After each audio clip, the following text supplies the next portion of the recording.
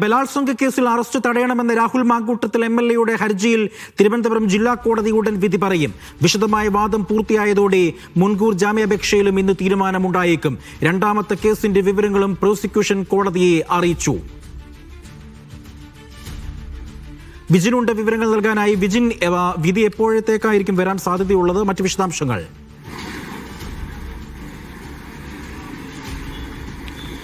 കോടതി നടപടികൾ ഇപ്പോൾ ആരംഭിച്ചു കഴിഞ്ഞു എന്നാണ് മനസ്സിലാക്കുന്നത്. അങ്ങനെയെങ്കിൽ അല്പസമയത്തിനകം തന്നെ ഉപഹർജിയിലെ വിധി വരും. അതായത് അറസ്റ്റ് തടയണമെന്നാവശ്യപ്പെട്ടുള്ള വിധിയായിരിക്കും ആദ്യം വരിക. അതിനുശേഷമായിരിക്കും മുൻകൂർ ജാമ്യാപേക്ഷയിലെ വിധി എന്നാണ് ഇപ്പോൾ മനസ്സിലാക്കുന്നത്. എന്തായാലും പ്രോസിക്യൂഷൻ്റെയും ഒപ്പം തന്നെ പ്രതിഭാഗത്തിൻ്റെയും വാദം നേരത്തെ തന്നെ പൂർത്തിയായിരുന്നു. 12 മണിയോടുകൂടി വാദം പൂർത്തിയായി. അതിനുശേഷം കൂടുതൽ രേഖകൾ, ഹാജരാക്കിയ രേഖകൾ ഉൾപ്പെടെ ജഡ്ജിയുടെ ചേംബറിലെത്തി അവരത് പരിശോധിച്ചു. അതിനുശേഷമാണ് ഇപ്പോൾ വിധി പറയാനായി കോടതി വീണ്ടും ചേർന്നിരിക്കുന്നത്. അല്പസമയത്തിനകം തന്നെ വിധിയുണ്ടാകും. പ്രോസിക്യൂഷൻ പ്രധാനമായും ജാമ്യം നൽകരുത് എന്നാവശ്യപ്പെട്ട് മുന്നോട്ട് വെച്ച വാദങ്ങൾ എന്ന് പറയുന്നത് അത് രാഹുൽ മാങ്കൂട്ടത്തിൽ ഒരു ജനപ്രതിനിധിയാണ്, MLA ആണ്. അതുകൊണ്ട് തന്നെ ജാമ്യം നൽകിയാൽ കൂടുതൽ തെളിവുകൾ നശിപ്പിക്കപ്പെടാൻ സാധ്യതയുണ്ട്. ഒപ്പം സാക്ഷികളെ സ്വാധീനിക്കാനുള്ള സാധ്യതയുണ്ട്. അത് ഒഴിവാക്കാൻ ജാമ്യം നൽകരുത് എന്നുള്ളതാണ്. ഒപ്പം തന്നെ ഗർഭചിത്രം നടത്താൻ നിർബന്ധിക്കുന്ന നിലയിലുള്ള ഓഡിയോ സംഭാഷണങ്ങൾ, അതിൻ്റെ സ്ക്രീൻഷോട്ടുകൾ ഉൾപ്പെടെയുള്ളവ ഒക്കെ ഇന്ന് വീണ്ടും പ്രോസിക്യൂഷൻ കോടതിയിൽ ഹാജരാക്കിയിട്ടുണ്ട്.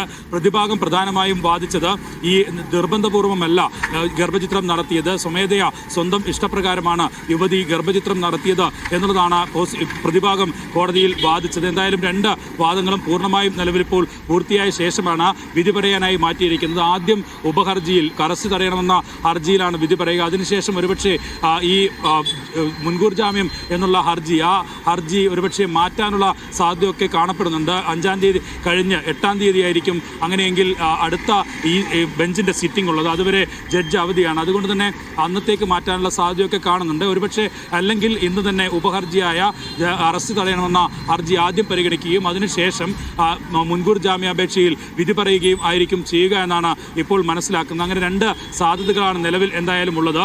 ഇക്കാര്യത്തിൽ പ്രതിഭാഗം മറ്റൊരു വാദം ഇന്ന് ഉന്നയിച്ചത് നിലവിൽ രണ്ടാമതൊരു FIR കൂടി പോലീസ് രേഖപ്പെടുത്തിയിട്ടുണ്ട്. അതിൻ്റെ ആ രണ്ട് കേസുകളും, നിലവിലുള്ള കേസും ഒപ്പം തന്നെ പുതുതായി ഇട്ടിരിക്കുന്ന FIRലെ കേസും അത് സമാനമായ സാഹചര്യത്തിൽ ഉള്ളതാണ്, ഗൂഢാലോചനയുടെ ഭാഗമാണ് എന്നാണ് നിലവിൽ പ്രതിഭാഗം ഇപ്പോൾ കോടതിയിൽ വാദിച്ചിരിക്കുന്നത്. അങ്ങനെയെങ്കിൽ രണ്ട് കേസുമായി ബന്ധപ്പെട്ട് ഒരേ തരത്തിലുള്ള ഇടപെടൽ വേണം, അതിലും ജാമ്യം നൽകണം എന്നുള്ള കാര്യമാണ് നിലവിൽ ഇപ്പോൾ ഉന്നയിച്ചിട്ടുള്ളത്. എന്നാൽ ആ കേസിൽ നിലവിൽ യുവതിയുടെ മൊഴി പോലീസ് രേഖപ്പെടുത്തിയിട്ടില്ല. അങ്ങനെ രേഖപ്പെടുത്തി കഴിഞ്ഞാൽ മാത്രമാണ് അറസ്റ്റിലേക്ക് കടക്കേണ്ടത്. ആ പോലീസ് ഈ പെൺകുട്ടിക്ക് മെയിൽ ചെയ്തിരിക്കുന്നു എന്നുള്ളതാണ് ഇപ്പോൾ വ്യക്തമാകുന്നത്. അതായത് മൊഴി നൽകാൻ ഫോൺ നമ്പറും ഒപ്പം തന്നെ ഡീറ്റെയിൽസ് നൽകണം എന്നാവശ്യപ്പെട്ടാണ് നിലവിൽ SIT പെൺകുട്ടി അയച്ച മെയിലിലേക്ക് തിരിച്ചൊരു മറുപടിയായി നൽകിയിരിക്കുന്നത് എന്നതാണ് ഇപ്പോൾ മനസ്സിലാകുന്നത്. അങ്ങനെയെങ്കിൽ ആ പെൺകുട്ടി മൊഴി നൽകാൻ തയ്യാറായാൽ അത് കുറച്ചുകൂടി കടുത്ത കേസാണ്. കാരണം ഇക്കാര്യത്തിൽ മാരകമായ പീഡനം നടന്നു. ആദ്യമായി പെൺകുട്ടിയെ വിവാഹ വാഗ്ദാനം നൽകി സംസാരിക്കാനുണ്ട് എന്ന് പറഞ്ഞ് വിളിച്ചു വരുത്തി ഒരു റിസോർട്ടിലെത്തിച്ച് പിടിച്ച് വലിച്ച് റൂമിലേക്ക് കൊണ്ടുപോയി ക്രൂരമായി പീഡിപ്പിക്കുകയും ശരീരം മുഴുവൻ മുറിവേൽപ്പിക്കുകയും ചെയ്തു എന്നുള്ളതാണ് ആ പരാതിയിൽ പറയുന്നത്. അത് അതീവ ഗുരുതരമായ കേസാണ്. ഇതിന് സമാനമായ രീതിയിൽ ഒരുപക്ഷെ ചാറ്റുകളോ മറ്റ് വിവരങ്ങളോ ഒക്കെ പുറത്തു വരാനുള്ള സാധ്യതയില്ല. പെൺകുട്ടിയുടെ ആ പരാതിയിൽ പറയുന്നതനുസരിച്ച് അതിൽ ഒരു ദിവസം കല്യാണാലോചനയുമായി ബന്ധപ്പെട്ട വിഷയങ്ങൾ സംസാരിക്കുന്നു, അതുമായി ബന്ധപ്പെട്ട് കൂടുതൽ കാര്യങ്ങൾ സംസാരിക്കാനുണ്ട് എന്ന് പറഞ്ഞ് വിളിച്ചു വരുത്തി ബലാത്സംഗം ചെയ്യുകയും ക്രൂരമായി പീഡിപ്പിക്കുകയും ചെയ്തു എന്നുള്ളതാണ് ആ പരാതിയിൽ പറയുന്നത്. അതുകൊണ്ട് തന്നെ ഈ പരാതിയിൽ ഉള്ള ഗർഭചിത്രം ഉൾപ്പെടെയുള്ള പരാതിക്ക് അപ്പുറം അതിൽ ബലാത്സംഗവും ഒപ്പം തന്നെ പീഡനവും ഉൾപ്പെടെയുള്ള കേസുകളാണ് വരിക. അതും കടുത്ത നിലയിലുള്ള കേസ് തന്നെയാണ്. അങ്ങനെ രണ്ട് കേസും കൂടി പരിഗണിച്ച് വേണം ജാമ്യം നൽകാൻ എന്നുള്ളതാണ് നിലവിൽ പ്രതിഭാഗം ആവശ്യപ്പെട്ടിരിക്കുന്നത്. എന്നാൽ ആ കേസ് രണ്ടാണ്. അതുകൊണ്ട് തന്നെ ഈ കേസിൽ ഇപ്പോൾ ജാമ്യഹർജി പരിഗണിക്കുകയും ജാമ്യം നൽകാതിരിക്കുകയും ചെയ്യണം എന്നുള്ളതാണ് പ്രോസിക്യൂഷൻ പ്രധാനമായും ആവശ്യപ്പെട്ടിരിക്കുന്നത്.